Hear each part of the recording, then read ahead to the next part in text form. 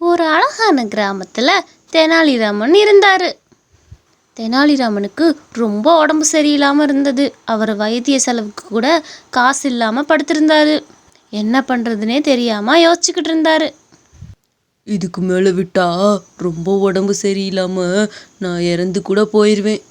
முதல்ல போய் கடன் வாங்கியாச்சும் எப்படியாச்சும் நாம் போய் வைத்தியரை பார்த்துட்டு வருவோம் அப்படின்னு ஒரு சேட்டுக்கிட்ட கடன் வாங்க போனார்.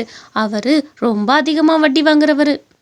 என்னப்பா இந்த பக்கம் வந்திருக்க, என்ன விஷயம்?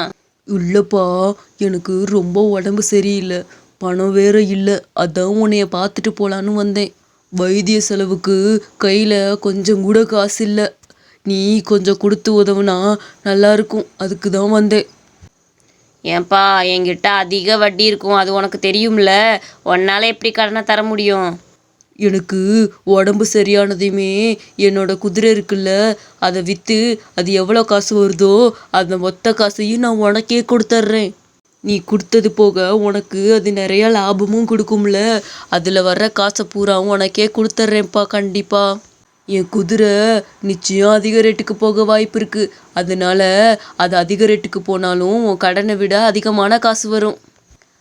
மேலேவாப்பா, அப்போனா அந்த குதிரை எவ்வளோ போனாலும் என்கிட்டயே கொடுத்துருவேல்ல. அன்னைக்கும் பார்த்து எனக்கு தான் காசு வேணும்னு நீ எதுவும் நிற்கக்கூடாது, அதையும் சொல்லிட்டேன் பார்த்துக்க. இல்லைப்பா, நான் நிச்சயம் கொடுத்துருவேன். அந்த குதிரை எவ்வளோ விலைக்கு போதோ அந்த மொத்த காசுமே நீயே வச்சுக்க. சரின்னு அவர்கிட்ட பணத்தை வாங்கிட்டு போனார் அவர். தெனாலிராமனும் வைத்திய செலவெல்லாம் பார்த்துட்டாரு. ஆனால் ரொம்ப நாள் ஆயும் கடன் கொடுக்கல. என்ன இந்த தெனாலி கடன் வாங்கிட்டு போய் ரொம்ப நாள் ஆச்சு, இன்னும் கடனை கொடுக்க காணோம். அவன் உடம்பும் நேரம் சரியாக இருக்கும். இன்னைக்கு போய் இவனை 4 பேச்சு பேசுனாதான் நம்ம கடனை கொடுப்பியான்.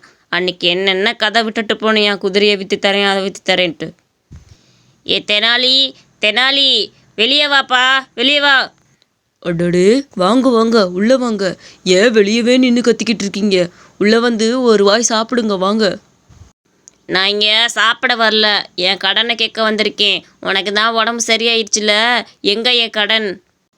அடடே, நான் மறந்தே போயிட்டேன். வாங்க, இப்போவே குதிரையை கூப்பிட்டுட்டு சந்தைக்கு போவோம். அங்கே எவ்வளோ விலைக்கு போதோ அங்கேயே உங்களுக்கு கொடுத்துட்றேன். ஆனால் தெனாலிராமன் கூட ஒரு பூனையும் கூட்டிகிட்டு போனான். அதிக வட்டி வாங்குறவனுக்கு பாடத்தை கற்றுக் கொடுக்கணும்னு நினச்சான். ஏப்பா, உன்னோட குதிரை என்ன விலை? என்னோட குதிரை வெறும் 1000 ரூபாய் தான். ஆனால் அந்த பக்கத்தில் இருக்க பூனை 50,000 ரூபா. ஆனால் என்னோட பூனையையும் சேர்த்து வாங்குறவங்களுக்கு தான் என் குதிரையை வைப்பேன். ரெண்டையுமே நீங்கள் கட்டாயம் சேர்த்து தான் வாங்கிட்டு போகணும். அப்போ தான் நான் இதை விற்பேன், இல்லைன்னா நான் விற்க மாட்டேன். என்னப்பா, குதிரை வேலை 1000 ரூபா, பூனை வேலை 50,000 ரூபாங்கிற? சரி, அந்த ரெண்டையும் கொடு, நானே வாங்கிட்டு போகிறேன் அப்படின்னு அந்த குதிரையும் பூனையும் அவன் வாங்கிட்டு போனான். அந்த குதிரை விற்ற காசை தெனாலிராமன் அந்த வட்டிக்காரனுக்கு கொடுத்தான். இந்தப்பா, என்னோட குதிரை விற்ற காசு 1000 ரூபாய். இது நீ கொடுத்த காசு அளவு தான் வந்திருக்கு. புடி, இதை நீயே வச்சுக்க. என்ன எதுவும் முட்டாள்னு நினச்சிக்கிட்டு இருக்கியா? எனக்கு அந்த 51,000மே வேணும்.